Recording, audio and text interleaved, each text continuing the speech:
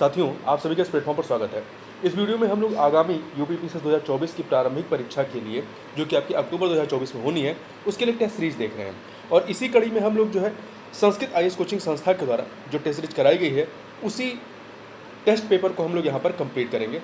तो यहाँ पर हम लोगों ने इसके एक टेस्ट पेपर को लिया है। इसमें पूरे 150 प्रश्न हैं। इन 150 प्रश्नों को हम लोग पूरी व्याख्या के साथ 2 वीडियो में देखेंगे। तो इस पहले वीडियो में हम लोग 75 क्वेश्चन को कंप्लीट करेंगे और पूरी व्याख्या के साथ उसको हम लोग यहाँ पर देखेंगे। और ध्यान रखिएगा, ये प्रश्न पत्र जो है अर्थात जीएस के जो ये प्रश्न है, ये आपके आगामी परीक्षा, चाहे आपकी आरओ की परीक्षा हो, चाहे आपकी बीपीएससी की परीक्षा हो, उन सभी के लिए भी समान रूप से महत्वपूर्ण साबित होगा। तो चलिए प्रारंभ करते हैं। इसमें जो पहला प्रश्न है, निम्नलिखित में से कौन सी दशाएं उष्णकटिबंधीय चक्रवात की उत्पत्ति के लिए उत्तरदायी हैं? 4 दशाएं दी गई हैं। पहला है 27 डिग्री सेल्सियस से अधिक का तापमान, दूसरा है कोरियोलिस बल की अनुपस्थिति, तीसरा है कमजोर निम्न दाब क्षेत्र, चौथा है समुद्री तल पर ऊपरी अभिसरण। तो देखिए, नीचे दिए गए कूट का प्रयोग कर सही उत्तर का हमें चुनाव करना है। तो बताना है इन 4 जो दशाएं हैं, इनमें से कौन सी दशाएं उष्णकटिबंधीय चक्रवात की उत्पत्ति के लिए उत्तरदायी हैं। तो इसमें आप देखें, पहला जो है 27 डिग्री सेल्सियस से अधिक का तापमान होना, ये इसके लिए एक दशा होनी चाहिए। ठीक है। दूसरा, कोरियोलिस बल की अनुपस्थिति नहीं, कोरियोलिस बल की अनुपस्थिति नहीं बल्कि उपस्थिति होनी चाहिए, तो दूसरा वाला गलत है। तीसरा, कमजोर निम्न दाब क्षेत्र होना चाहिए, ये सही है। चौथा, समुद्री तल का ऊपरी अभिसरण, तो ये ऊपरी अभिसरण नहीं, ऊपरी अपसरण होना चाहिए। ठीक है, अपसरण होना चाहिए, अभिसरण नहीं होना चाहिए। तो यहाँ पर चौथा भी गलत है। तो इस प्रकार से पहला और तीसरा ही दशाएं जो हैं आपकी उष्णकटिबंधीय चक्रवात के लिए उत्तरदायी हैं, तो बी ऑप्शन हो जाएगा। थोड़ा सा इसको और समझ लेते हैं। देखिए, जो उष्णकटिबंधीय चक्रवात है, ये होता क्या है? अयनवर्ती क्षेत्रों मतलब कर्क तथा मकर रेखाओं के मध्य उत्पन्न चक्रवात को उष्णकटिबंधीय चक्रवात कहते हैं। और वायु संचरण की दिशा की यदि बात करें, तो वायु संचरण की दिशा जो होती है वो उत्तरी गोलार्ध में घड़ी की सुइयों के प्रतिकूल मतलब एंटी क्लॉकवाइज तथा दक्षिणी गोलार्ध में अनुकूल दिशा मतलब क्लॉकवाइज में घूमती है। इसके अतिरिक्त जो इसकी कंडीशन होनी चाहिए, उसमें बृहद समुद्री सतह जहां तापमान 27 डिग्री सेल्सियस से अधिक हो। अधिक तापमान की स्थिति में क्या होता है कि वायु के उत्थान के कारण निम्न दाब विकसित होता है, और निम्न दाब इसके लिए जरूरी है। निम्न दाब विकसित होता है जो उष्णकटिबंधीय चक्रवात की उत्पत्ति है, तो आवश्यक है। दूसरा, कोरियोलिस बल की उपस्थिति होनी चाहिए। कोरियोलिस बल क्या करता है? इसके कारण हवाओं की दिशा में विक्षेप होने से ही चक्राकार परिसंचरण तंत्र का उद्भव होता है। देखिए, जो भूमध्य रेखा है या विषुवत रेखा है, वो 0 डिग्री सेल्सियस पे होते हैं। तो भूमध्य रेखा के दोनों ओर 5 से 8 डिग्री अक्षांश तक, चूंकि विषुवत रेखा पर कोरियोलिस बल क्या होता है, वो 0 होता है। तो भूमध्य रेखा के दोनों ओर 5 से 8 डिग्री अक्षांश तक के क्षेत्रों में न्यूनतम कोरियोलिस बल का उष्णकटिबंधीय चक्रवातों का पर्याप्त अभाव होता है। अगला, वायु की ऊर्ध्वाधर गति उष्णकटिबंधीय चक्रवातों के लिए आवश्यक है ताकि वायु का उत्थान निरंतर रूप से होता रहे।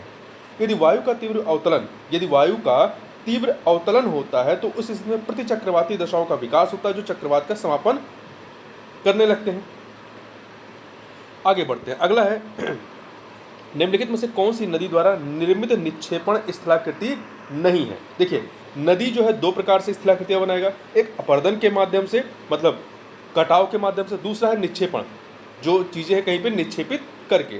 ठीक है। तो यहाँ पर क्या पूछा है कि कौन सी जो है निक्षेपण स्थलाकृति नहीं है? तो आप इसमें देखें, गुम्फित नदी, चाप झील, जलोढ़ पंख, ये सभी क्या है? निक्षेपित स्थलाकृतियां हैं। क्या है? निक्षेपित स्थलाकृतियां हैं। जबकि महाखंड या जो गार्ज या कैनियन होते हैं, ये अपर्दन द्वारा निर्मित स्थलाकृतियों में आते हैं। तो इस प्रकार से डी ऑप्शन आपका हो जाएगा। अगला प्रश्न है कि वायुमंडल के निम्नलिखित संस्तरों को ऊंचाई के बढ़ते क्रम में व्यवस्थित कीजिए तथा नीचे दिए गए कूट का प्रयोग कर सही उत्तर का चुनाव करिए। तो इसमें देखिए, इसमें सबसे पहले आपका क्या आएगा? क्षोभ मंडल आएगा। क्षोभ मंडल जिसे ट्रोपोस्फियर कहते हैं, तो 1। इसके बाद क्या आएगा? समताप मंडल, जिसे स्ट्रेटोस्फियर कहते हैं, तो आपका 3 हो जाएगा। फिर इसके बाद आपका मध्य मंडल मेसोस्फियर आएगा, तो 2 हो गया। फिर इसके बाद आपका आयन मंडल आयनोस्फियर आ जाएगा, 5। और सबसे बाहर क्या होगा? बहिर्मंडल एक्सोस्फियर होगा, अर्थात 4 हो जाएगा। तो 1 3 2 5 4 बी ऑप्शन हो जाएगा। अगला है, निम्नलिखित में से कौन सी समुद्री जलधारा प्रशांत महासागर से संबंधित है? तो इन चारों में आप देखें, जो आपका हम्बोल्ड धारा जिसे पेरू की जलधारा भी कहते हैं, ये शीत महासागरीय धारा होती है, ठंडी महासागरीय धारा होती है। हम्बोल्ड धारा या इसे पेरू जलधारा के नाम से भी जानते हैं, ये प्रशांत महासागर से संबंधित है। जबकि अंगुलिहास धारा जो है ये हिंद महासागर से संबंधित है। अंगुलिहास ये गर्म जलधारा है, ये आपका हिंद महासागर से। बेंगुला जलधारा ये ठंडी जलधारा है जो कि आपकी अटलांटिक महासागर से संबंधित है या अंध महासागर से। फॉकलैंड धारा भी जो है आपकी किससे संबंधित है, ये अटलांटिक महासागर या अंध महासागर से संबंधित है। अगला निम्नलिखित में से कौन से पृथ्वी के आंतरिक भाग की जानकारी देने वाले प्रत्यक्ष स्रोतों में निम्नलिखित है। देखिए, पृथ्वी के आंतरिक भाग की जानकारी प्रत्यक्ष और अप्रत्यक्ष दोनों रूपों से मिलती है। तो यहाँ पे 4 स्रोत दिए गए हैं। इसमें से आप देखें, ज्वालामुखी उद्गार और खनन से प्राप्त चट्टानें, ये जो दोनों स्रोत हैं ये प्रत्यक्ष स्रोत हैं, जबकि भूकंप और उल्कापिंड जो है ये अप्रत्यक्ष स्रोत हैं। तो 2 और 3 मतलब बी ऑप्शन हो जाएगा। आपका छठा प्रश्न है कि यहाँ पे 2 सूचियाँ हैं, खनिज और उनके भंडार स्थल, इन्हें हमें सुमेलित करना है। तो आप देखें, लौह अयस्क खनिज जो है इसका भंडार स्थल क्या है, पेरिनीज है। यहाँ पे वन से पहले पेरिनीज के बारे में थोड़ा बात करें। पेरिनीज पर्वत जो है ये यूरोप में पहाड़ों की श्रृंखला है जो फ्रांस और स्पेन के बीच सीमा बनाती है। पेरिनीज पर्वत श्रृंखला जो है फ्रांस और स्पेन के बीच सीमा का निर्माण करती है। फ्रांस के प्रमुख लौह अयस्क उत्पादक क्षेत्र जैसे कि लॉरेन, नॉर्मंडी और पेरिनीज है। ठीक है, तो पेरिनीज क्या है, ये लौह अयस्क से संबंधित स्थल है। तांबा जो है आपका कहाँ पर, सैडबरी जो है तांबे के लिए प्रसिद्ध है।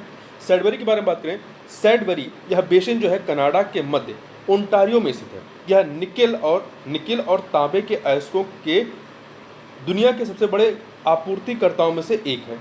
वहीं कोयला की बात करें, कोयला ये कहाँ पर है, डोनेट्स बेसिन में। डोनेट्स बेसिन 3, तो डोनेट्स बेसिन कहाँ पे है, देखिए जो डोनेट्स बेसिन है इसे डोनेट्स कोयला बेसिन के नाम से भी जाना जाता है। यह यूक्रेन और पूरे पूर्वी यूरोप का सबसे महत्वपूर्ण ईंधन स्रोत और औद्योगिक क्षेत्र है।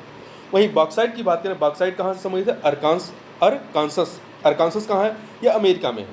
अमेरिकी बॉक्साइट खनन का लगभग 90% जो है वो मध्य अरकानसस से के निक्षेपों से आता है। तो इस प्रकार से 1, 2, 3, 4 आपका ए ऑप्शन हो जाएगा। भूकंप के संदर्भ में निम्नलिखित कथनों पर विचार कीजिए। 2 कथन है, वह स्थान जहाँ से ऊर्जा मुक्त होती है अधिकेंद्र कहलाता नहीं। वह स्थान जहाँ से ऊर्जा मुक्त होती है उसे अधिकेंद्र नहीं बल्कि उद्गम केंद्र कहते हैं। क्या कहते हैं उसे उद्गम केंद्र कहते हैं। ठीक है, उद्गम केंद्र या भूकंप मूल या इंग्लिश में फोकस कहते हैं। जबकि तो पहला वाला गलत होगा। भूतल का वह स्थल, वह भूतल पर स्थित वह बिंदु जो अधिकेंद्र के समीप होता है, अधिकेंद्र के समीप होता है, उद्गम केंद्र कहता नहीं। भूतल पर स्थित वह बिंदु जो उद्गम केंद्र के समीप होता है उसे अधिकेंद्र कहते हैं। ठीक है, अधिकेंद्र कहते हैं। तो ध्यान रखिए, अधिकेंद्र मतलब इपी सेंटर होता है। देखिए, उद्गम केंद्र से ऊर्जा जो होती है, उद्गम केंद्र मतलब फोकस से जहाँ से ऊर्जा निकलती है, उद्गम केंद्र से ऊर्जा मुक्त ऊर्जा जो है अलग अलग दिशाओं में चलती हुई पृथ्वी की सतह पर पहुँचती है। पृथ्वी सतह पर वह बिंदु जहाँ ये तरंगें सबसे पहले पहुँचती हैं उसे अधिकेंद्र कहते हैं, इपी सेंटर कहलाता है। यह उद्गम केंद्र अर्थात फोकस के समीपतम होता है, अर्थात उद्गम केंद्र से 90 डिग्री पर स्थित होता है। यहाँ पे 2 के दोनों कथन गलत हैं, इसलिए डी ऑप्शन हो जाएगा। अगला है, निम्नलिखित कथनों पर विचार कीजिए। 2 कथन है, बताने में से कौन सा है इससे सही। पहला, जब सूर्य, चंद्रमा तथा पृथ्वी तीनों एक सीधी रेखा में होते हैं तो निम्न ज्वार उत्पन्न होता नहीं, उच्च ज्वार उत्पन्न होता है। तो ये कथन आपका गलत होगा। दूसरा, प्रत्येक पूर्णिमा को बृहद ज्वार की स्थिति उत्पन्न होती है, ये कथन आपका सही है। तो यहाँ पर सही कौन सा है, बी ऑप्शन, केवल 2। निम्नलिखित में से कौन से तापमान वितरण को प्रभावित करने वाले कारक हैं। तो यहाँ पे 4 कारक दिए गए, महासागरीय धाराएं, स्थल व जल का असमान वितरण, सनातनी पवने और अक्षांश।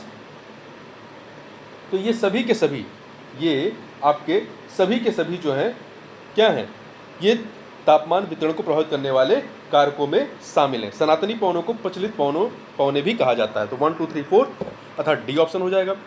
अगला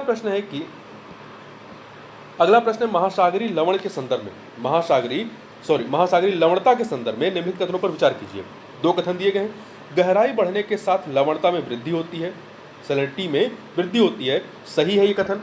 दूसरा, वाष्पन की दर जो है लवणता की मात्रा के विपरीत रूप से प्रभावित करती नहीं। वाष्पन की दर लवणता की मात्रा के प्रत्यक्ष रूप से डायरेक्टली प्रभावित करती, ना कि विपरीत रूप से। ठीक है, तो सीधा संबंध होता है, विपरीत संबंध नहीं होता है। मतलब वाष्पीकरण की दर में वाष्पीकरण की दर में वृद्धि होने पर लवणता में भी वृद्धि होती है। तो पहला कथन सही है, दूसरा गलत है, इसलिए आपका ए ऑप्शन हो जाएगा।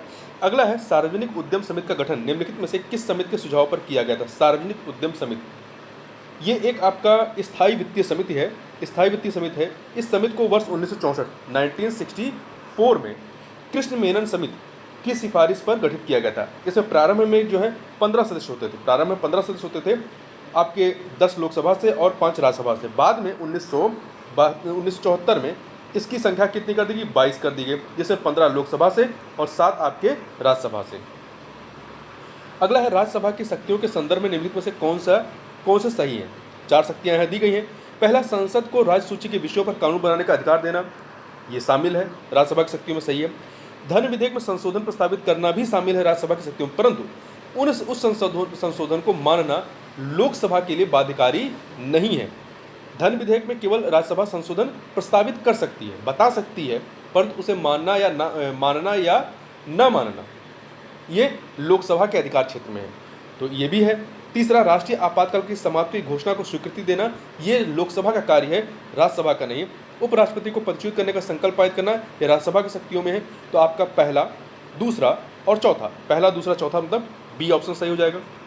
अगला है, निम्नलिखित में से किस अनुच्छेद में धन विधेयक के संदर्भ में विशेष प्रक्रिया का उपबंध किया गया है। तो अनुच्छेद 109 में धन विधेयक के संदर्भ में विशेष प्रक्रिया का उपबंध किया गया है। इसके अनुसार विधेयक को राज्यसभा में प्रस्तुत नहीं किया जा सकता है। अनुच्छेद 110 में धन विधेयक की परिभाषा दी गई है, ठीक है। संविधान के अनुच्छेद 111 में क्या है, विधेयकों पर सहमति के संबंध में उपबंध किया गया है। 114 जो है ये विनियोग विधेयक से संबंधित है, विनियोग विधेयक का प्रावधान करता है। विनियोग विधेयक जो है ये सरकार को किसी वित्तीय वर्ष के दौरान व्यय की पूर्ति के लिए भारत की संचित निधि से धनराशि निकालने की शक्ति देता है। अगला है, निम्नलिखित में से कौन से भारतीय संविधान में वर्णित मौलिक कर्तव्य हैं। यहाँ पे 4 की बात की गई, बताने से मौलिक कर्तव्यों में कौन से शामिल हैं। देखिए, पहला है सामासिक संस्कृति गौरवशाली परंपरा का परीक्षण, ये मौलिक कर्तव्य में शामिल। दूसरा, स्त्रियों के सम्मान के विरुद्ध प्रथाओं का त्याग करना, ये भी आपका मौलिक कर्तव्यों में शामिल है। राष्ट्रीय महत्व के स्मारकों संरक्षण, ये इसमें शामिल नहीं है। राष्ट्रीय महत्व के नहीं बल्कि सार्वजनिक संपत्ति को सुरक्षित रखने और हिंसा से दूर रखना, ये मौलिक कर्तव्य में शामिल है। दुर्बल वर्गों की शिक्षा एवं अर्थ संबंधी हितों की आवृत्ति जो है ये आपका नीति निषेध तत्वों के अंतर्गत अनुच्छेद 46 में वर्णित है। तो यहाँ पर आपका मौलिक कर्तव्यों में कौन शामिल है, पहला और दूसरा ही शामिल है, ठीक है। तो यहाँ पर आपका जो है ए ऑप्शन सही हो जाएगा। थोड़ा सा ध्यान रखिएगा कि जो मूल कर्तव्य है ये मूल संविधान में नहीं था, इसे बाद में संविधान संशोधन के माध्यम से जोड़ा गया है।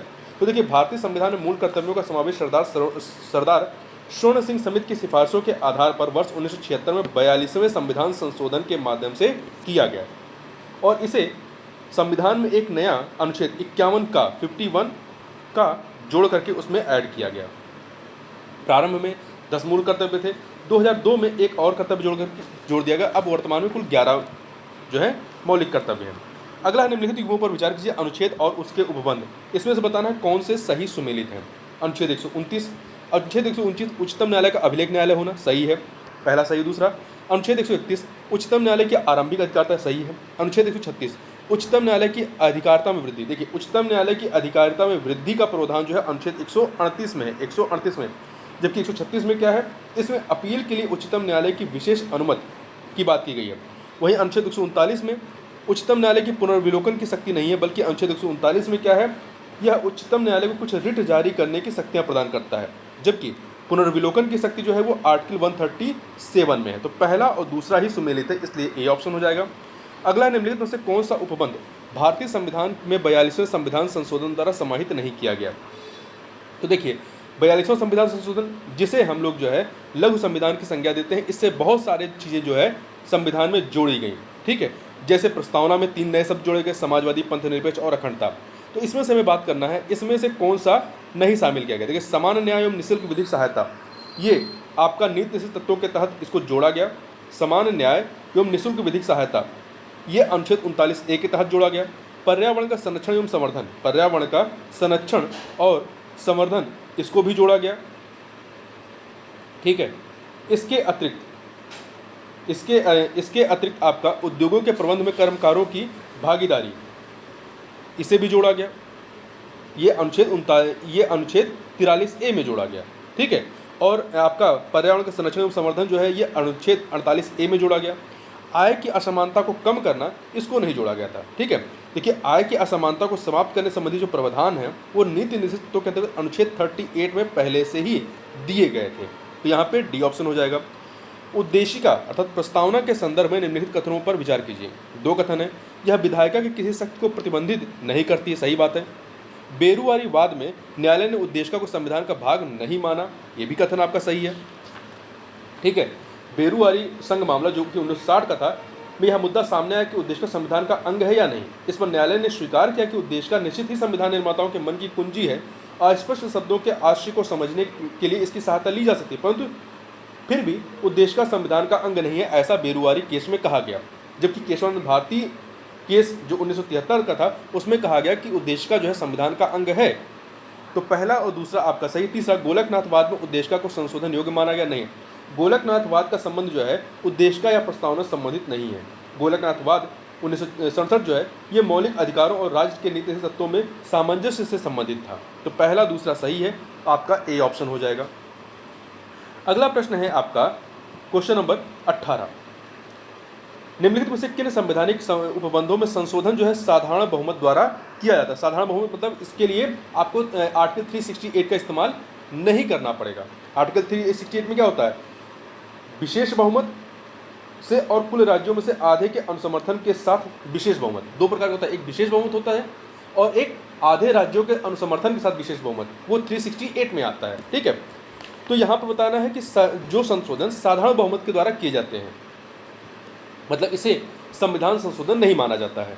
तो इसमें आपका जो है कौन कौन से आते हैं, इसमें नागरिकता संबंधी उपबंध आते हैं, राज्य विधान परिषद का गठन करना ये भी आपका आता है। ठीक है, नागरिकता संबंधी उपबंध है, विधान परिषद का गठन है और उन्मूलन, सभी प्रावधानों में साधारण बहुमत से संशोधन किया जाता है। इसके अतिरिक्त नए राज्यों का प्रवेश या गठन, मौजूदा राज्यों के क्षेत्रों, सीमाओं या नामों में परिवर्तन, दूसरी अनुसूची उसमें परिवर्तन, संसद में गणपूर्ति, संसद सदस्यों के वेतन एवं भत्ते, संसद में प्रक्रिया के नियम, संसद में अंग्रेजी भाषा का प्रयोग, उच्चतम न्यायालय को अधिक क्षेत्राधिकार प्रदान करना, संसद और राज्य विधानमंडलों के लिए चुनाव, निर्वाचन क्षेत्रों का परिसीमन, केंद्र शासित प्रदेश तथा 5वीं और 6ठी अनुसूची आदि शामिल हैं, जिसमें जो संशोधन है वो साधारण बहुमत के द्वारा किया जाता है।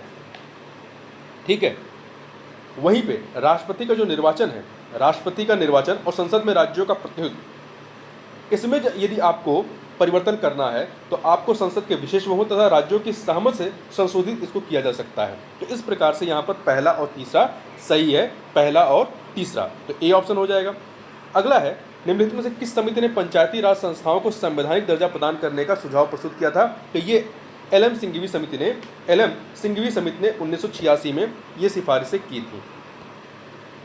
ठीक है, तो देखिए इसी के बाद 73वें संविधान संशोधन अधिनियम 1992 के माध्यम से पंचायती राज संस्थानों को संवैधानिक स्थिति प्रदान की गई थी। ठीक है, और इसी सिंघवी समिति ने जो है पंचायतों को आर्थिक रूप से आत्मनिर्भर बनाने की भी सिफारिश की थी। वहीं जी.बी.के. राव समिति जो कि 1985 की, इसने जिले को योजना की बुनियादी इकाई बनाने और नियमित चुनाव आयोजित कराने की सिफारिश की थी। आगे बढ़ते हैं, निम्नलिखित उपबंधों से कौन सा सही सुमेलित नहीं है। संविधान संशोधन और आपका उपबंध, देखिए 21वां संविधान संशोधन, मणिपुरी भाषा 8वीं अनुसूची में शामिल की कि नहीं। 21वें संविधान संशोधन जो कि 1967 में आता है, इसके माध्यम से सिंधी भाषा, जो सिंधी भाषा है उसको 8वीं अनुसूची में 15वीं भाषा के रूप में जोड़ा गया। जबकि तो इस प्रकार से ए वाला सही नहीं है। जबकि 71वें संविधान संशोधन 1992 के द्वारा 3 भाषाओं को जोड़ा गया, कोंकणी, मणिपुरी और नेपाली। कोंकणी, मणिपुरी और नेपाली। ठीक है, तो पहला सही नहीं। 24वां संविधान संशोधन अधिनियम 1971 में आता है, इसके माध्यम से संसद को संविधान के किसी भी भाग में संशोधन की शक्ति प्रदान की गई। 70वां संविधान संशोधन अधिनियम 1992, इसके द्वारा राष्ट्रपति के निर्वाचन मंडल में दिल्ली एवं पुडुचेरी विधानसभा के सदस्य सम्मिलित किए गए। वहीं 97वां संविधान संशोधन अधिनियम 2011, इसके माध्यम से संविधान में भाग 9 जोड़ा गया। 9 में क्या है, सहकारी समितियों के संबंध में प्रावधान किया गया। नीति आयोग द्वारा जारी बहुआयामी गरीबी सूचकांक 2023 के अनुसार निम्नलिखित में से कौन सा राज्य गरीबी कम करने के मामले में शीर्ष पर रहा। तो सबसे अधिक कम करने के मामले में उत्तर प्रदेश है, इसके बाद बिहार का नंबर है, फिर आपका मध्य प्रदेश का आता है, फिर उड़ीसा और फिर आपका राजस्थान का नंबर आता है। ठीक है। इस रिपोर्ट के अनुसार ये बताया गया कि 2015-16 से 2019-21 की अवधि के दौरान 13.5 करोड़ लोग जो है बहुयामी गरीबी से मुक्त हुए हैं। वहीं उत्तर प्रदेश में इस दौरान जो है 3.43 करोड़ लोग बहुयामी गरीबी से मुक्त हुए हैं। आगे बढ़ते हैं। रिजर्व बैंक द्वारा प्रयोग किए जाने वाले निम्नलिखित मौद्रिक उपकरणों में से कौन से परिमाणात्मक उपकरणों में शामिल है? तो नगद कोष अनुपात, बैंक दर, खुली बाजार की क्रियाएं, ये परिमाणात्मक उपकरणों में शामिल, जबकि नैतिक दबाव ये आपका गुणात्मक उपकरणों में सम्मिलित किया जाता है। तो यहाँ पर 1 to 4 है आपका, अर्थात बी ऑप्शन। अगला, निम्नलिखित में से कौन सा हाल ही में केंद्र सरकार द्वारा प्रारंभ किए गए समर्थ अभियान समर्थ अभियान का उद्देश्य है? तो समर्थ अभियान का जो उद्देश्य है वो है ग्राम पंचायतों में डिजिटल लेन देन को बढ़ावा देना। इसका उद्देश्य, इसे जो है 1 फरवरी 2023 से 15 अगस्त 2023 तक के लिए निर्धारित किया गया। इस अभियान का मुख्य उद्देश्य 50,000 ग्राम पंचायतों में डिजिटल लेन देन को बढ़ावा देना है, और यह योजना जो है केंद्रीय ग्रामीण विकास मंत्रालय की है। अगला है, हाल ही में उत्तर प्रदेश में निम्नलिखित में से किस नगर में Uttar Pradesh global investor summit 2024 का आयोजन कहाँ किया गया? देखिए, 2023 का आयोजन भी लखनऊ में हुआ था, 2024 का आयोजन भी आपका लखनऊ में हुआ। निम्नलिखित में से कौन सी रिपोर्ट विश्व आर्थिक मंच द्वारा वर्ल्ड इकोनॉमिक फोरम के द्वारा नहीं जारी की जाती है? तो देखिए, वैश्विक प्रतिस्पर्धात्मकता रिपोर्ट, वैश्विक लैंगिक अंतराल रिपोर्ट, वैश्विक यात्रा एवं पर्यटन रिपोर्ट, ये तीनों जो है विश्व आर्थिक मंच जारी करता है, परंतु वैश्विक आर्थिक संभावना रिपोर्ट जो है इसे वर्ल्ड बैंक जारी करता है। ठीक है, इसे कौन जारी करता है? इसे वर्ल्ड बैंक, वैश्विक आर्थिक स्थिति एवं संभावना रिपोर्ट वर्ल्ड बैंक के द्वारा जारी किया जाता है। ठीक है, आगे बढ़ते हैं। अगला प्रश्न, निम्नलिखित युग्मों में से कौन से सही सुमेलित है? बेरोजगारी और उसके कारण। देखिए, पहला है चक्रीय बेरोजगारी। चक्रीय बेरोजगारी में क्या होता है? बेरोजगारी की यह स्थिति व्यापार चक्र के परिणाम स्वरूप उत्पन्न होती है। इसमें मंदी के दौरान बेरोजगारी बढ़ती है और आर्थिक विकास कम हो जाती है, मतलब आर्थिक उठाव चढ़ाव। तो ये आपका पहला सही। दूसरा, घर्षणात्मक अर्थात फ्रिक्शनल बेरोजगारी। इसमें क्या होता है? यह रोजगार छोड़ने और प्राप्त करने के मध्य समय अंतराल को संदर्भित करती है। यह उस स्थिति में उत्पन्न होती है जब कोई व्यक्ति एक रोजगार को छोड़कर दूसरे की तलाश में होता है। ठीक है, यह अपरिहार्य समय की देरी जो है वो घर्षण बेरोजगारी का कारण बनती है। तो दूसरा सही है। संरचनात्मक स्ट्रक्चरल। तो देखिए, इसमें क्या होता है? यह बाजार में उपलब्ध रोजगारों और श्रमिकों के कौशल के बीच, जो रोजगार है उसके लिए उपलब्ध जो मजदूर हैं, कह सकते हैं, या श्रमिक हैं, उनके कौशल के बीच असंतुलन होने से उत्पन्न बेरोजगारी को संरचनात्मक बेरोजगारी कहते हैं। ये भी सही है। शास्त्रीय बेरोजगारी। देखिए, शास्त्रीय बेरोजगारी को वास्तविक मजदूरी बेरोजगारी के नाम से जाना जाता है। यह एक ऐसी स्थिति होती है जब वास्तविक मजदूरी या किसी कर्मचारी को रोजगार देने की लागत बहुत अधिक होती है। इस परिस्थिति के कारण, मतलब वेतनमान उच्च होता है, इस परिस्थिति के कारण कंपनियां उपलब्ध सभी श्रमिकों का खर्चा वहन करने में असमर्थ हो जाती हैं। तो ये भी सही है। 1 2 3 4 सबके सब सही हैं, तो डी ऑप्शन हो जाएगा। आगे बढ़ते हैं। वैधानिक तरलता अनुपात, जिसे शॉर्ट में क्या कहते हैं? SLR कहते हैं।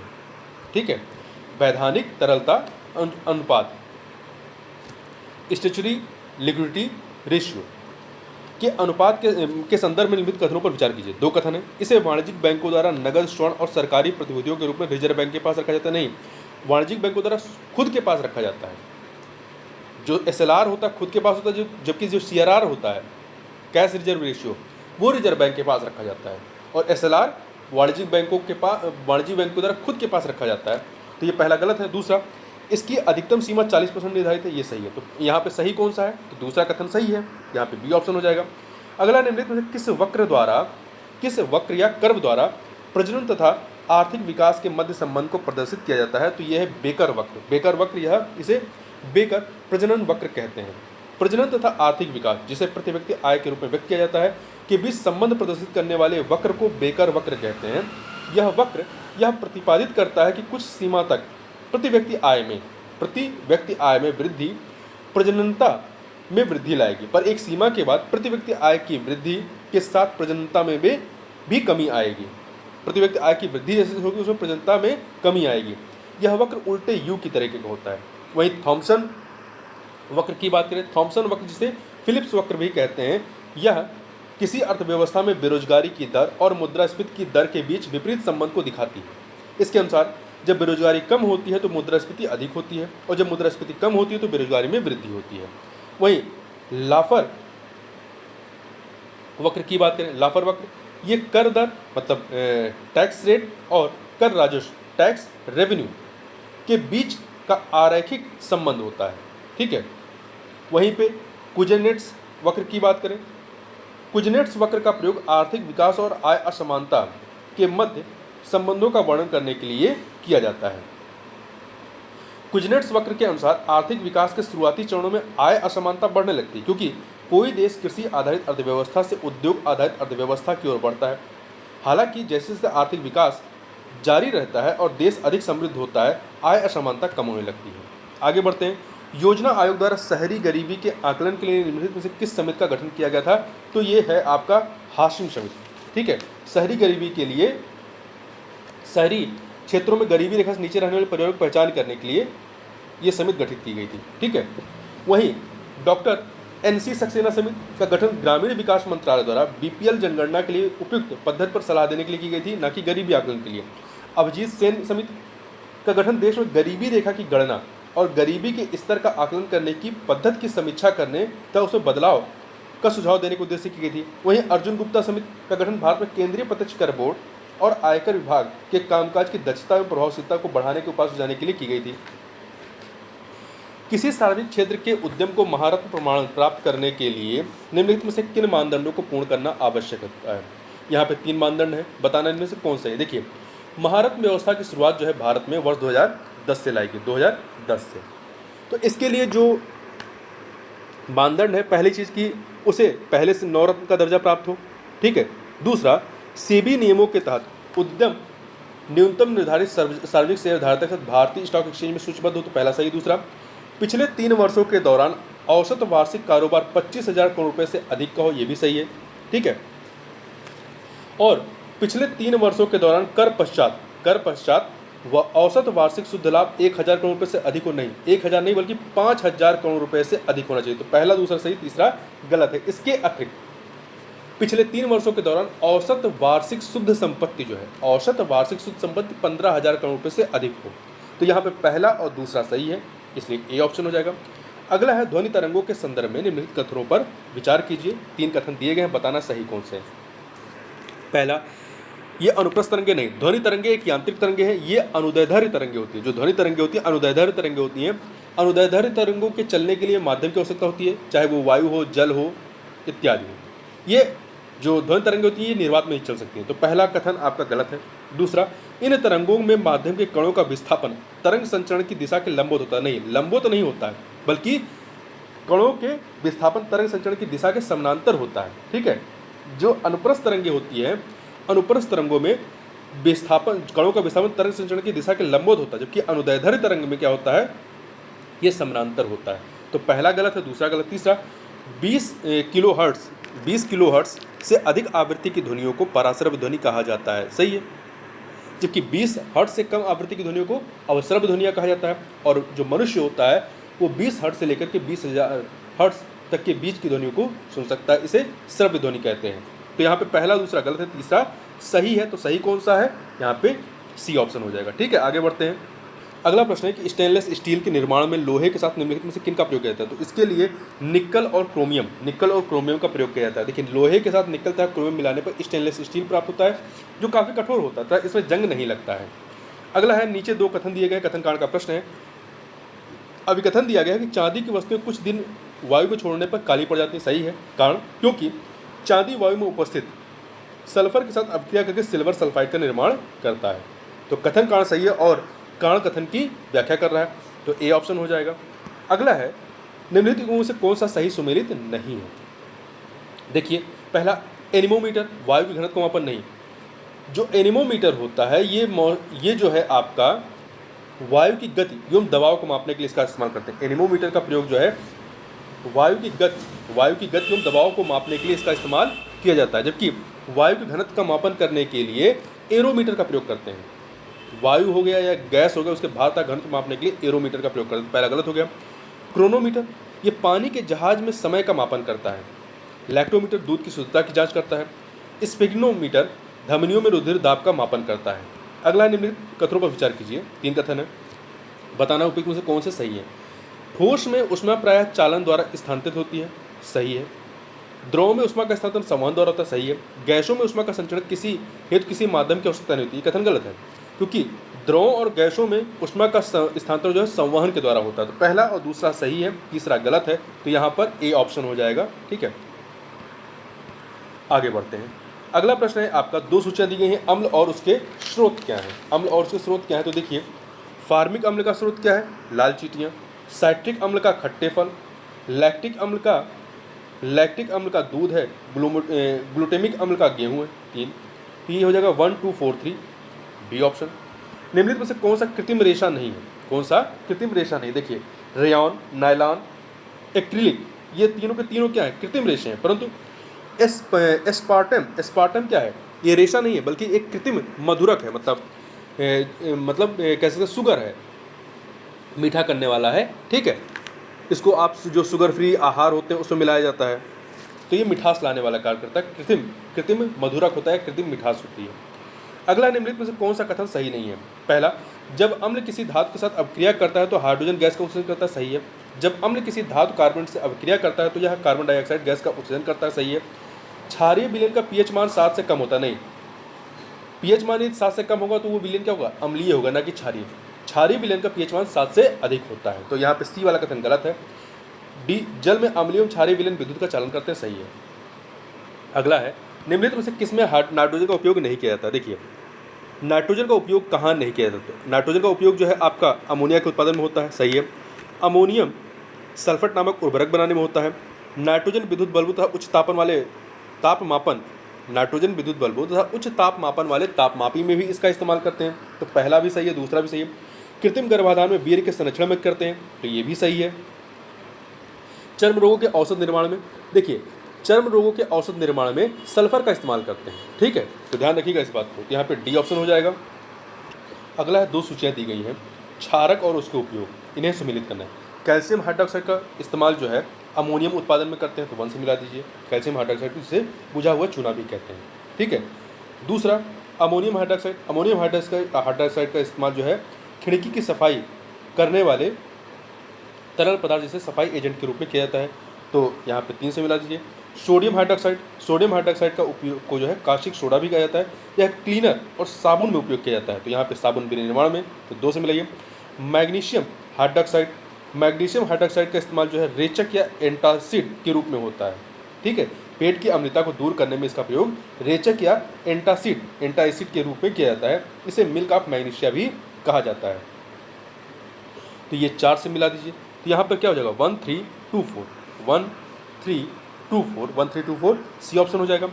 उत्तर प्रदेश बजट 2023-24 के संदर्भ में निम्नलिखित कथनों पर विचार कीजिए। पहला, 4 चीज़ें दी गई, राज्य में बेरोजगारी दर 4.2% हो, सही है।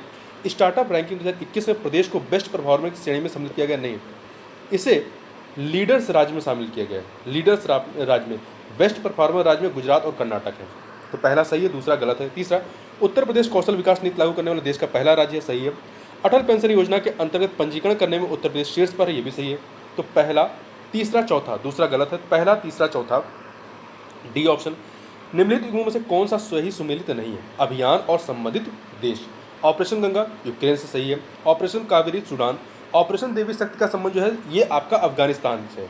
अफगानिस्तान में जब तालिबानी शासन आया उसके बाद वहाँ से अपने लोगों को निकालने के लिए और जो अन्य अफगान सहयोगी थे उनको निकालने के लिए अगस्त 2021 में ये अभियान भारत सरकार द्वारा चलाया गया था, ठीक है। ऑपरेशन दोस्त तुर्की और सीरिया, ये 2023 में चलाया गया था, फरवरी 2023 में, जब वहाँ पर भूकंप आया।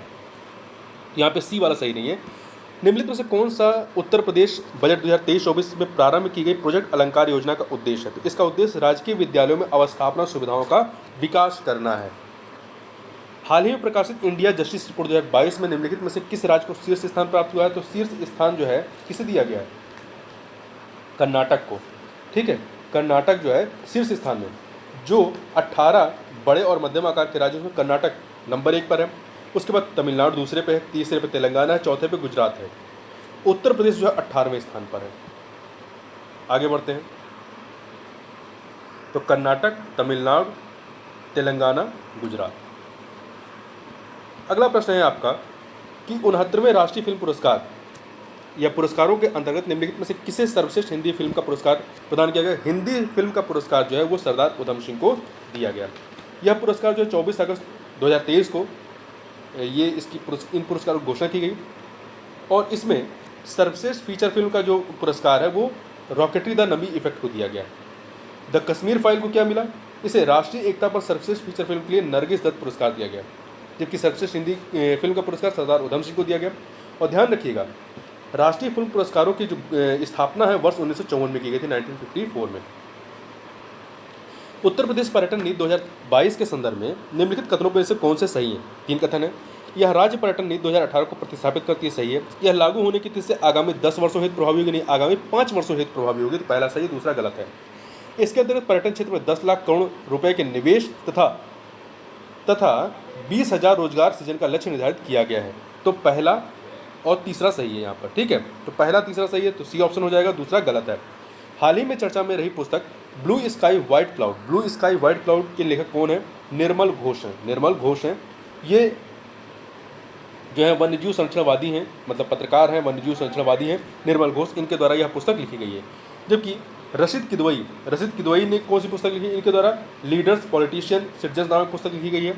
अमिताभ घोष ने जो है स्मोक एंड एसेज लिखी है। वहीं इलैया राजा ने अंबेडकर और Modi reforms ideas performance implementation नामक पुस्तक लिखी है। अगला है, निम्नलिखित में से कौन सा 15 जुलाई 2023 को मनाए गए विश्व युवा कौशल दिवस का विषय था? तो ये इसका विषय क्या था? परिवर्तनकारी भविष्य के लिए शिक्षकों, प्रशिक्षकों और युवाओं को कुशल बनाना। चूंकि देखिए 15 जुलाई 2024 बीत गया है, तो 15 जुलाई 2024 को जो विश्व युवा कौशल दिवस मनाया गया, इसकी थीम क्या थी? तो 2024 की जो थीम है वो याद रखिएगा, शांति और विकास के लिए युवा कौशल, शांति और विकास के लिए युवा कौशल। और यह जो दिवस है 15 जुलाई कब से मनाया जा रहा है? तो संयुक्त 2014 में संयुक्त राष्ट्र महासभा द्वारा 15 जुलाई को विश्व युवा कौशल दिवस के रूप में घोषित किया गया था। अगला है, फ्रेंच ओपन टेनिस टूर्नामेंट 2023 की महिला एकल खिताब विजेता इगा स्विएटेक निम्नलिखित में से किस देश संबंधित है?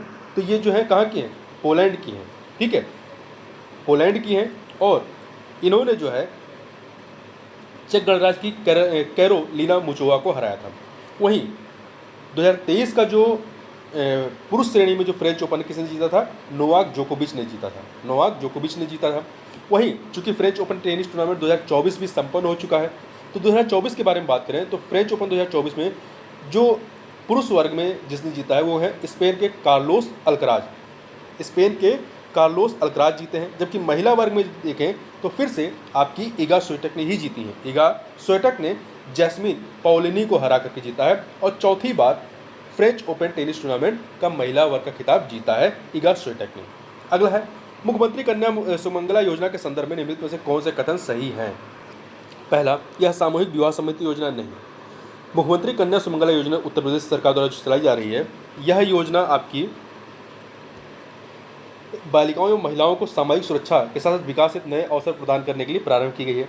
तो पहला गलत है। इसके लाभार्थी के लिए उत्तर प्रदेश का स्थायी निवासी होना आवश्यक है, ये सही है, पहला गलत, दूसरा सही।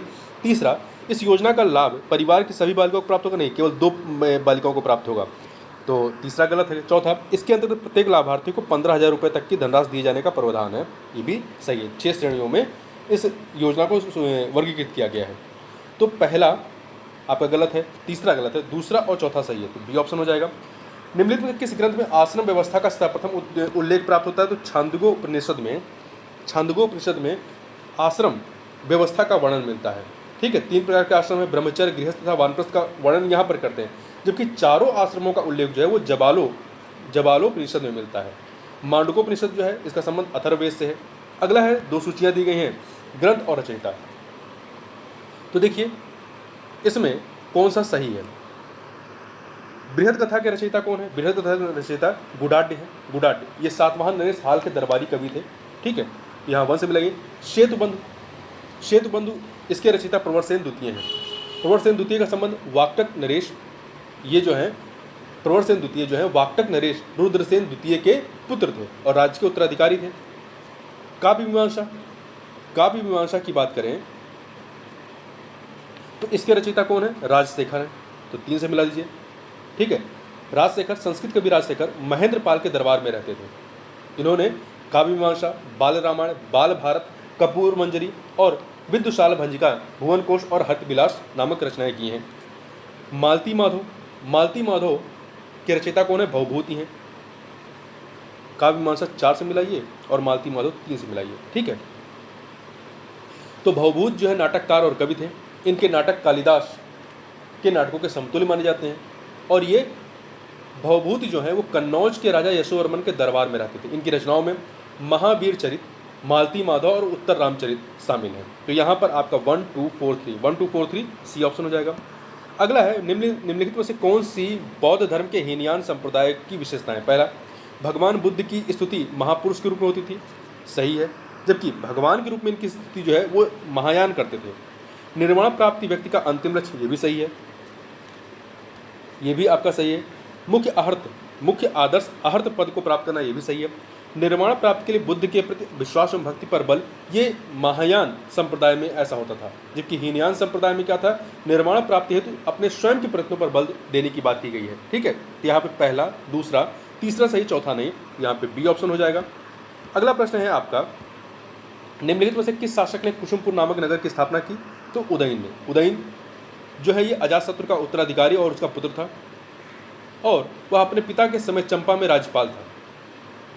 इसने ही जो है कुसुमपुर नामक नगर की स्थापना की, जो वर्तमान में पटना के नाम से जानी जाती है, और इसे अपनी राजधानी बनाया। उदयन जो है जैन धर्म का अनुयायी था। निम्नलिखित में से कौन सा भारत पर यूनानी आक्रमण का प्रभाव नहीं था। यूनानी आक्रमण का, प्रशासन की छत्र प्रणाली का विकास होता है, मुद्रा निर्माण की उलूक शैली का प्रारंभ इसी समय होता है, नक्षत्र शास्त्र व ज्योतिष विद्या का ज्ञान, ये भी आपका इसका प्रभाव है, क्योंकि खरोष्ठी लिपि का जो प्रयोग है ये आपका आता है कब, भारत में इस लिपि का प्रचार प्रसार ईरानी आक्रमण के परिणाम स्वरूप होता है, न कि यूनानियों के प्रभाव से होता है। अगला है लिंगराज मंदिर के संदर्भ में निम्नलिखित कथनों पर विचार कीजिए। यह पंचायतन शैली में निर्मित है, नहीं, यह पंचायतन शैली में नहीं बल्कि देउल शैली या कलिंग शैली में बना। तो पहला गलत है।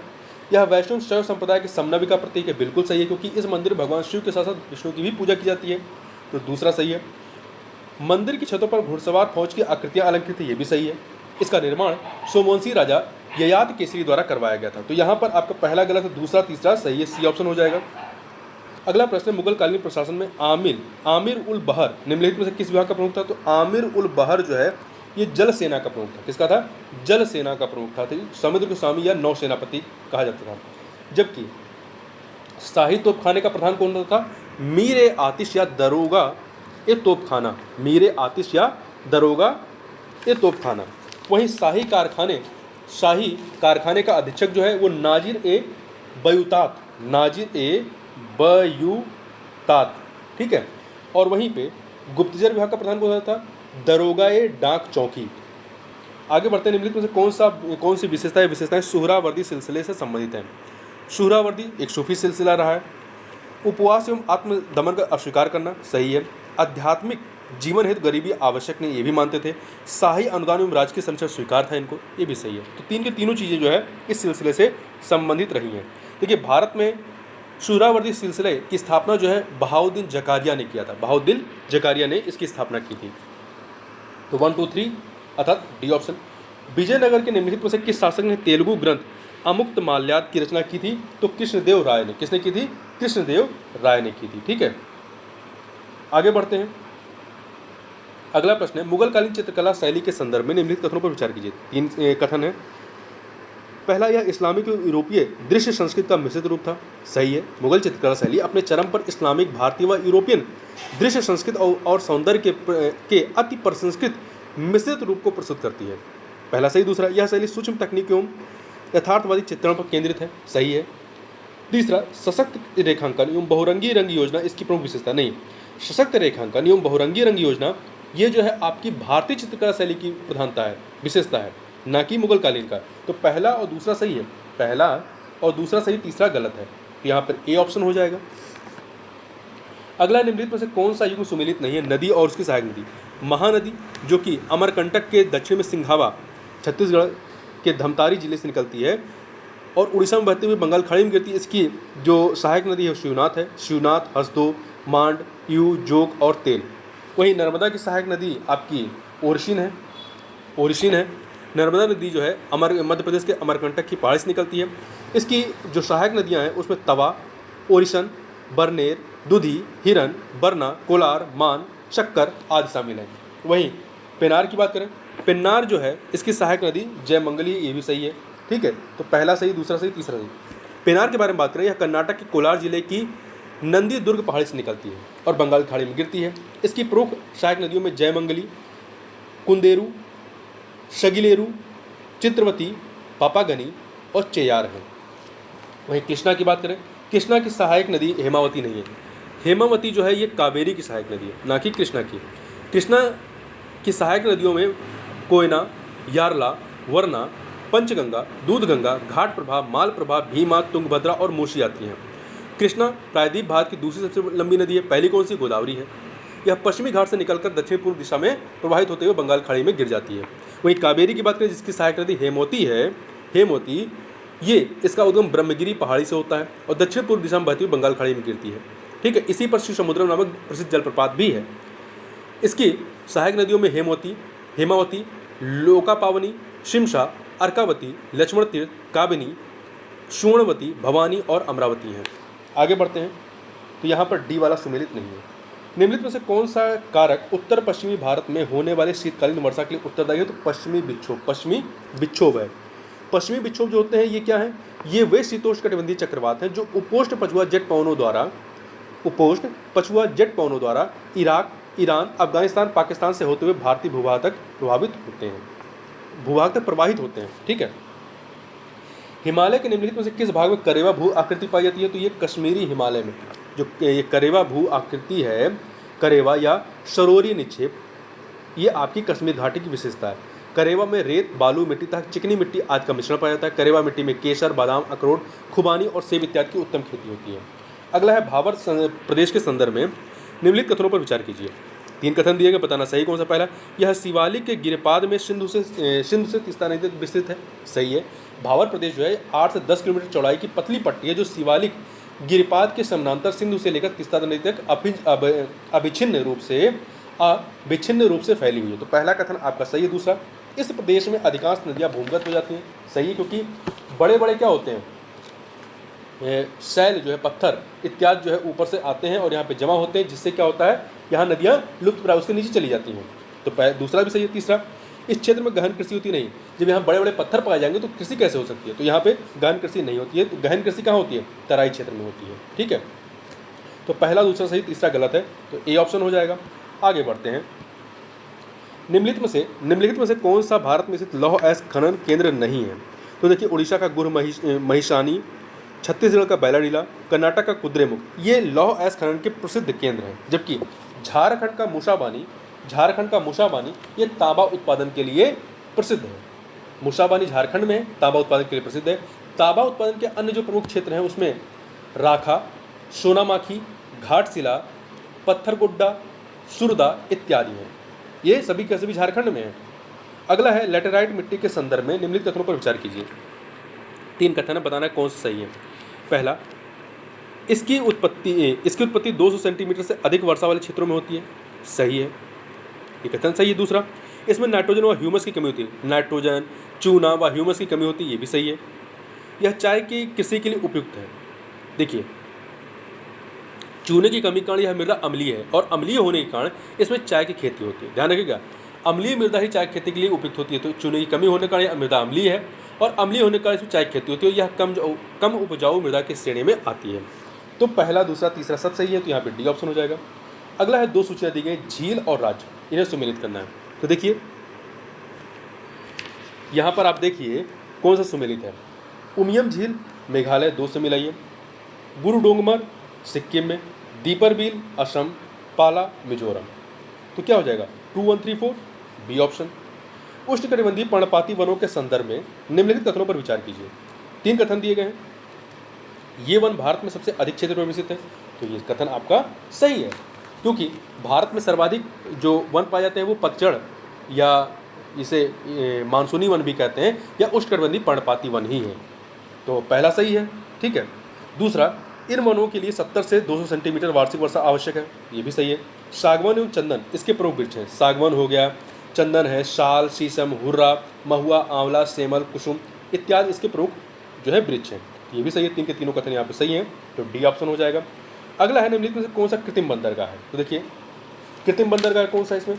जो पारादीप है, पारादीप जो है उड़ीसा के तट पर स्थित एक प्रमुख कृत्रिम बंदरगाह है। तो ए वाला सही हो जाएगा। विशाखापत्तनम आंध्र प्रदेश में स्थित एक गहरा प्राकृतिक बंदरगाह है। कोच्चिन केरल के तट पर विलिंगटन द्वीप पर स्थित एक प्राकृतिक बंदरगाह है। मोरमुगाओ ये आपका गोवा में जुआरी नदी के बाएं तट पर स्थित एक प्राकृतिक बंदरगाह है। आगे बढ़ते हैं, अगला है दक्षिण भारत की निम्नलिखित पहाड़ियों में को उत्तर से दक्षिण की ओर व्यवस्थित कीजिए और नीचे दिए गए कूट का प्रयोग कर सही उत्तर का चुनाव करिए। सिरुमलाई, नगारी, सेवराय और पचीमलाई।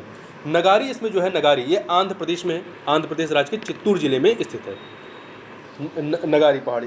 तो आंध्र प्रदेश सबसे उत्तर में होगा, यहाँ पे 2 लिखिए। फिर इसके बाद सेवराय ये तमिलनाडु में है। देखिए सेवराय, पचीमलाई और सिरुमलाई ये 3 के तीनों तमिलनाडु में है, तो सेवराय इसके बाद आएगा। ठीक है, सेवराय जो है ये तमिलनाडु राज्य में सेलम नगर के समीप स्थित एक पहाड़ समूह है। तो इसके बाद आप 3 लिखिए, 3 हो जाएगा। फिर इसके बाद पचीमलाई ये भी आपका तमिलनाडु में है, 4। फिर सबसे लास्ट में सिरुमलाई 1। तो 2, 3, 4, 1 सी ऑप्शन। निम्नलिखित में से कौन सा जीवाणु जनित रोग नहीं है? देखिए डिप्थीरिया, काली खांसी, टिटनेस ये जीवाणु जनित रोग है, इसके लिए टीका भी लगता है। जबकि कालाजार जो है, कालाजार ये प्रोटोजोआ से होने वाला रोग है। यह रोग जो कालाजार है, यह रोग लिस्टमैनिया डोनोवानी नामक प्रोटोजोआ के कारण प्रसारित होता है। इस परजीवी का वाहक बालू मक्खी, जिसे सैंड फ्लाई कहते हैं, वो होता है। इस रोग से पीड़ित व्यक्ति तेज बुखार का अनुभव करता है। तो यहाँ पर आपका बी ऑप्शन हो जाएगा। अगला निम्नलिखित में से कौन सा या से दूरदृष्टि का कारण है? 2 प्रकार के दृष्टि दोष हैं, मुख्यतः निकट दृष्टि दोष और दूरदृष्टि दोष। पहले ध्यान रखिएगा कि जो दूरदृष्टि दोष होता है उसमें व्यक्ति को दूर की वस्तु साफ दिखाई पड़ती है परंतु नज़दीक की नहीं दिखाई पड़ती। जबकि निकट दृष्टि दोष में क्या होता है, नाम से देखिएगा, निकट की वस्तु साफ दिखाई पड़ती है परंतु दूर की वस्तु साफ नहीं दिखाई पड़ती। तो यहाँ पे दूरदृष्टि दोष के बारे में बात की गई है। तो पहला, अभिनेत्र लेंस की फोकस दूरी का अत्यधिक होना। जो कारण है अभिनेत्र लेंस की फोकस दूरी का अत्यधिक होना, ये कथन आपका सही है। देखिए जब अभिनेत्र लेंस की गोलाई इसमें क्या होती है, कम हो जाती है। अभिनेत्र लेंस की गोलाई कम हो जाने से क्या हो जाता है, अभिनेत्र लेंस की फोकस दूरी बढ़ जाती है। ठीक है, और जब अभिनेत्र लेंस की फोकस दूरी बढ़ जाएगी तो उसकी लेंस की क्षमता क्या हो जाती है, घट जाती है। तो यहाँ पर पहला सही है। दूसरा, नेत्र गोलक का छोटा हो जाना। जब नेत्र गोलक छोटा होता है तभी आपकी इसकी फोकस दूरी बढ़ती है, तो दूसरा भी सही है। अभिनेत्र लेंस की क्षमता में वृद्धि नहीं, अभिनेत्र लेंस की क्षमता जब फोकस दूरी बढ़ेगी तो अभिनेत्र लेंस की क्षमता क्या होगी, घटेगी। तो यहाँ पे पहला दूसरा सही है, तीसरा गलत है, तो ए ऑप्शन हो जाएगा। इससे दृष्टि दोष के निवारण के लिए क्या करते हैं, उत्तल लेंस का प्रयोग करते हैं, जबकि निकट दृष्टि दोष के लिए अवतल लेंस का प्रयोग करते हैं। आगे चलते हैं। जीवाणुओं को निम्नलिखित में से किस वर्ग के अंतर्गत वर्गीकृत किया जाता है? तो जीवाणुओं को किसके अंतर्गत रखते हैं, इसको जो है मोनेरा के तहत रखते हैं। जीवाणुओं को मोनेरा के तहत। देखिए मोनेरा में कैसे जीव होते हैं, इन जीवों में ना तो संगठित केंद्रक होते हैं, ना ही इनके शरीर बहुकोशिकीय होते हैं। इनमें से कुछ में कोशिका भित्ति पाई जाती है, कुछ में नहीं। इस जगत में मतलब मोनेरा जगत में प्रोक्रियोटिक जीव अर्थात जीवाणु, देखिए जो जीवाणु है, साइनोबैक्टीरिया हैं, आर्कीबैक्टीरिया, ये सभी जो है प्रोक्रियोटिक जीव के तहत आते हैं और ये मोनेरा में रहेंगे। जबकि जो यूकैरियोटिक जीव होते हैं, यूकैरियोटिक जीव जो कि एक कोशिकीय होते हैं, और जो इसके अतिरिक्त जो पादप और जंतु मध्य स्थित जो यूग्लिना है वो भी, ये सभी के सभी प्रोटिस्टा जो आपका जगत होता है उसमें आते हैं। ठीक है, इसके अतिरिक्त प्रोटिस्टा में आपके शैवाल, डायटम तथा प्रोटोजोआ भी आते हैं। यहाँ पे मोनेरा बी ऑप्शन। अगला है, निम्नलिखित में किस पादप हार्मोन को वृद्धि रोधी हार्मोन के रूप में जाना जाता है? वृद्धि रोधी, तो देखिए जो एबिसिक अम्ल है, एबिसिकम, ये वृद्धि रोधी हार्मोन है, इसके कारण पौधों की वृद्धि रुक जाती है। एबिसिक अम्ल पौधों से फूलों एवं फलों के अलग करने की क्रिया को भी नियंत्रित करता है। वहीं जिब्रेलिन जो है, जिब्रेलिन ये एक जटिल कार्बनिक यौगिक है। इसके प्रमुख कार्यों में तने को लंबा बनाने में सहायता करना, बीज रहित फलों का उत्पादन, बीजों के अंकुरों में भाग लेना आदि शामिल है। साइटोकाइनिन, यह एक क्षारीय प्रकृति का हार्मोन है। साइटोकाइनिन क्षारीय प्रकृति का हार्मोन है। इसका संश्लेषण जड़ों के अग्र सिरों पर होता है जहाँ कोशिका विभाजन होता है। साइटोकाइनिन कोशिका विभाजन के लिए आवश्यक हार्मोन है। साइटोकाइनिन जो है वो कोशिका विभाजन के लिए आवश्यक हार्मोन है। यह उत्तकों और कोशिकाओं का विभेदन का कार्य करता है। यह बीजों के अंकुरण को भी प्रेरित करता है। वहीं एथिलीन की बात करें, एथिलीन यह पौधों में गैसीय रूप में पाया जाने वाला हार्मोन है, गैसीय हार्मोन है। इसके द्वारा पौधों की चौड़ाई में वृद्धि होती है। एथिलीन हार्मोन फलों के पकने में महत्वपूर्ण भूमिका निभाता है और इस हार्मोन का निर्माण पौधे के प्रत्येक भाग में होता है। अगला है निम्नलिखित पर विचार कीजिए। 3 विशेषताएं हैं, बताना है इन 3 विशेषताओं में से प्राणी उपयुक्त विशेषताएं प्राणी जगत के निम्नलिखित में किस संघ से संबंधित है। पहला, शरीर सिर मतलब शरीर सिर वक्ष तथा उदर में विभाजित होता है। जो शरीर होता है वो 3 सिर वक्ष तथा उदर में विभाजित होता है। खुला प्रसंचरण तंत्र, मैल पिगी नलिका द्वारा उत्सर्जन, ये सभी के सभी किसके बारे में है? ये विशेषताएं जो है आर्थ्रोपोडा संघ के बारे में बात कर रहे हैं। आर्थ्रोपोडा, ठीक है। आर्थ्रोपोडा जो है जंतु जगत का सबसे बड़ा संघ है। इस संघ के जंतु जल, थल तथा वायु में पाए जाते हैं। इनका शरीर खंडयुक्त तथा त्रिस्तरीय होता है, जिसमें सिर वक्ष और उदर में विभाजित होता है। इनका बाह्य कंकाल मोटी काइटिन का बना होता है। इनमें देह गुहा एक रुधिर गुहा होती है। देह गुहा जो है एक रुधिर गुहा होती है। इनकी आहार नाल पूर्ण होती है। इनका पेशी तंत्र विकसित होता है। इनमें खुला रुधिर तंत्र होता है। ये जंतु सामान्यतः एकलिंगी होते हैं। जो आर्थ्रोपोडा संघ के जंतु होते हैं सामान्यतः एकलिंगी होते हैं। इनकी उत्सर्जन क्रिया मैलपिगियन नलिकाओं द्वारा होती है। इनमें तंत्रिका तंत्र पूर्ण विकसित होता है, ठीक है। तो ये आपका हो गया सी ऑप्शन। इस प्रकार से यहाँ पे हम लोगों ने 75 क्वेश्चन को देखा। इस वीडियो में बस इतना ही, मिलते हैं नेक्स्ट वीडियो, तब तक के लिए बहुत बहुत धन्यवाद।